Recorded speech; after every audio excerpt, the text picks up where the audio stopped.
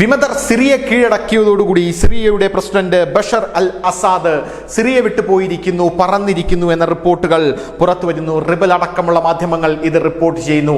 അതുമാത്രമല്ല, ഇപ്പോൾ വരുന്ന ഏറ്റവും സുപ്രധാനമായ വാർത്തയനുസരിച്ച് ഇസ്രായേൽ സിറിയൻ അതിർത്തിയിലേക്ക് തങ്ങളുടെ സൈനിക നീക്കം നടത്താൻ പോകുന്നു എന്നാണ് നമുക്ക് മനസ്സിലാക്കാനായിട്ട് സാധിക്കുന്നത്. ഇസ്രായേൽ സൈന്യത്തെ സിറിയൻ അതിർത്തിയിലേക്ക് വിന്യസിക്കാൻ പോകുന്നു എന്ന റിപ്പോർട്ടുകൾ ഇപ്പോൾ അന്താരാഷ്ട്ര മാധ്യമങ്ങൾ പറയുന്നു. എന്നാൽ ഇസ്രായേൽ പറയുന്നത് തങ്ങളുടെ പ്രതിരോധത്തിനാണ് ഇസ്രായേൽ സൈന്യം സിറിയൻ അതിർത്തിയിൽ ഇപ്പോൾ വിന്യസിക്കുന്നത് എന്നാണ്. നമുക്കറിയാം, സിറിയ എന്ന് പറയുന്ന രാജ്യം വലിയ രീതിയിൽ ഇസ്രായേലിനെ ആക്രമിച്ച ഒരു സമയമുണ്ടായിരുന്നു. ഇസ്രായേൽ തിരിച്ചും സിറിയയെ ആക്രമിച്ച സമയമുണ്ടായിരുന്നു.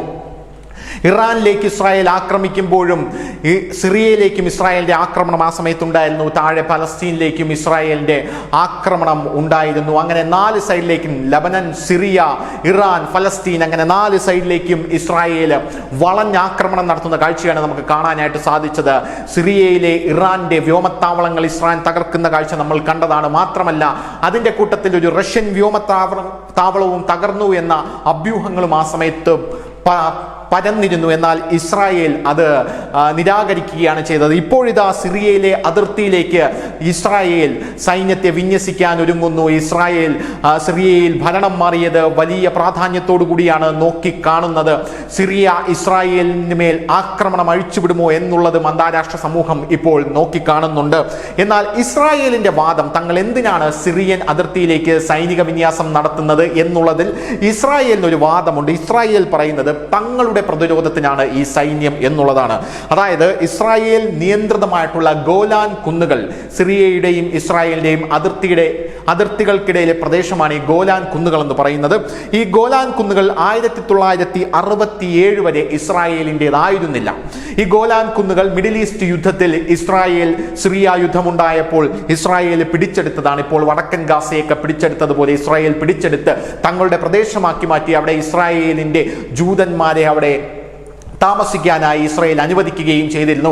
അതിനുശേഷം വലിയ രീതിയിലുള്ള ഒരു സംഘർഷ സാധ്യതാ മേഖലയായി ഗോലാൻ കുന്നുകൾ മാറുന്നു. പിന്നീട് വെടിനിർത്തൽ കരാറുകൾ ഇരു രാജ്യങ്ങളും ഏർപ്പെടുന്നു. അതേ തുടർന്നാണ് ആ പ്രദേശങ്ങൾക്കിടയിൽ സൈനിക വൽക്കരണത്തോടു കൂടിയുള്ള ഒരു ബഫർ സോൺ ഉണ്ടായത്. ആ ബഫർ സോണിൽ ഇപ്പോൾ ഐക്യരാഷ്ട്രസഭയുടെ ഒരു മേൽനോട്ടത്തിലാണ്. ഐക്യരാഷ്ട്രസഭയുടെ സമാധാന സേന ആ ഗോലാൻ കുന്നുകളുടെ ബഫർ സോണിൽ എപ്പോഴും നിലനിൽക്കുന്നുണ്ട്.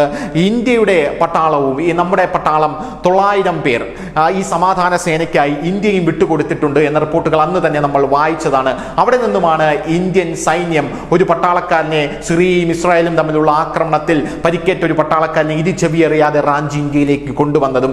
അതേ ഗോലാൻ കുന്നിലാണ് ഇപ്പോൾ ഇസ്രായേൽ സൈനിക വിന്യാസം നടത്താനായി പോകുന്നത്. സിറിയ ഇത് വലിയ രീതിയിലുള്ള ഒരു പ്രതിരോധത്തിന്റെ ഭാഗമായി നോക്കിക്കാണുന്നുണ്ട്. സിറിയ ഇസ്രായേലിനെ ആക്രമിച്ചാൽ ഒന്നും നോക്കണ്ട, ഇസ്രായേൽ തിരിച്ചടിക്ക് ഒരുങ്ങിയുമാണ് ഈ സൈനിക വിന്യാസം നടത്തിയിരിക്കുന്നത് എന്നും അന്താരാഷ്ട്ര മാധ്യമങ്ങൾ റിപ്പോർട്ട് ചെയ്യുന്നു. ഏത് നിമിഷവും എന്തും സംഭവിക്കാം. സിറിയയിൽ ഭരണം മാറിയ ശേഷം എന്താണ് സിറിയ ചെയ്യാൻ പോകുന്നത്, ഇസ്രായേലിന് നേർക്ക് ആക്രമണം തൊടുത്തുവിടുമോ എന്നും പലരും നോക്കിക്കാണുന്നു. അതിന്റെ പുറത്താണ് ഇപ്പോൾ ഇസ്രായേൽ ഈ സൈനിക വിന്യാസം നടത്തിയിരിക്കുന്നത്. News desk, news India Malayalam.